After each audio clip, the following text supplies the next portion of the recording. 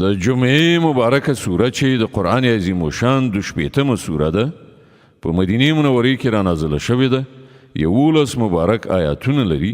تلاوت او پښتو ترجمه یې له لومړي آیت څخه اورئ. اعوذ بالله من الشیطان الرجیم. پناه وړم الله تعالی شړل شوي شیطان څخه. بسم الله الرحمن الرحیم. د الله په نوم چې ډېر زیات مهربان پوره رحم لرونکی دی. يسبح لله ما في السماوات وما في الأرض الملك القدوس العزيز الحكيم. الله په پاکی سره یادوي هر هغه څه چې په اسمانونو کې دي او هر هغه څه چې په ځمکه کې دي. پادشاه دی، ډېر سپېڅلی دی، برلاسی او د حکمت څښتن دی. هو الذي بعث في الأميين رسولا منهم يتلو عليهم آياته ويزكيهم ويعلمهم الكتاب والحكمة وإن كانوا من قبل لفي ضلال مبين.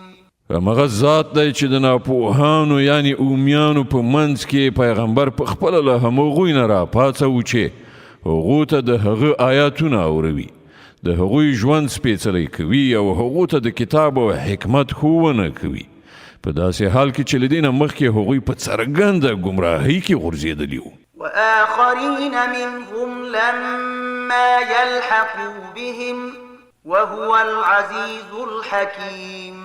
او د دغه پیغمبر بعثت د هغو نورو خلکو لپاره هم دی چې لا تر اوسه له هغو سره نه دي یو ځای شوي. الله برلاسی او د حکمت څښتن دی.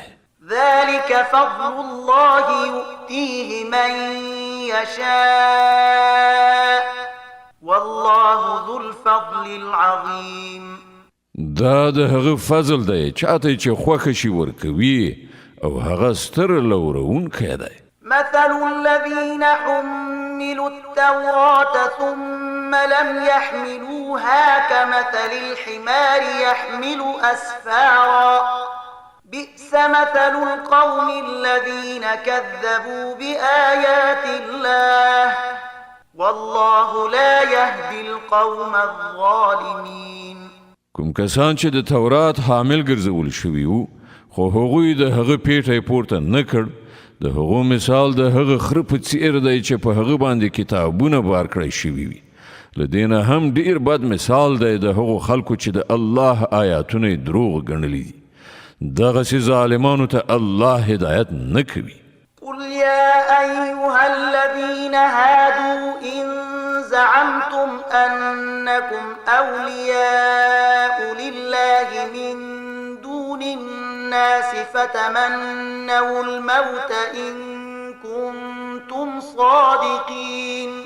دوی ته ووایه ای هغو خلکو چې یهودیان شوي یې، که تاسې په دې انګېرنه مغرور یې چې له نورو ټولو خلکو پرته فقط همدا تاسې د الله نازولي یې، نو د مرګ هیله وکړئ که تاسې په خپلې دغې انګېرنې کې رښتوني یې. ولا يتمنونه أبدا بما قدمت أيديهم والله عليم بالظالمين. خو دوی به هیڅکله د هغه هیله ونه کړي د خپلو کړو له امله چې دوی کړي دي او الله دغه ظالمان ښه پیژني. قل إن الموت الذي تفرون منه فإنه ملاقيكم ثم تردون إلى عالم الغيب والشهادة فينبئكم بما كنتم تعملون.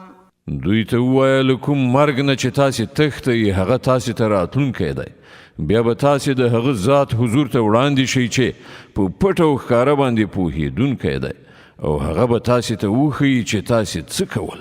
يا أيها الذين آمنوا إذا نودي للصلاة من يوم الجمعة فاسعوا إلى ذكر الله وذروا البيع ذلكم خير لكم إن كنتم تعلمون.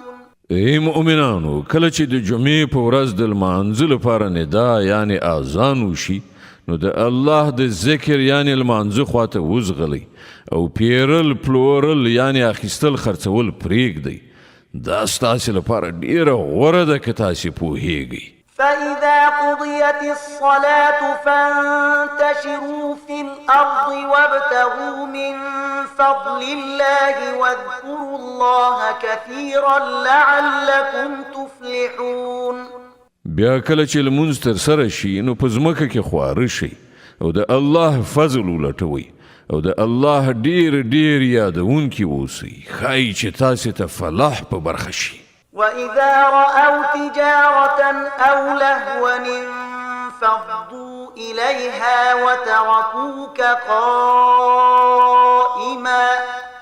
قل ما عند الله خير من اللهو ومن التجارة والله خير الرازقين او کله چې دوی سوداګري او لوبه ننداره کیدونکي ولیدله نو د هغې خواته وخوځېدل او تې ولاړ پرېښودلې دوی ته وویل الله سره چې څه دي هغه له لوبې نندارې او سوداګرۍ نه غوره دي او الله تر ټولو ښه روزي رسان دی صدق الله العظيم الله ستر رښتیا ویونکی دی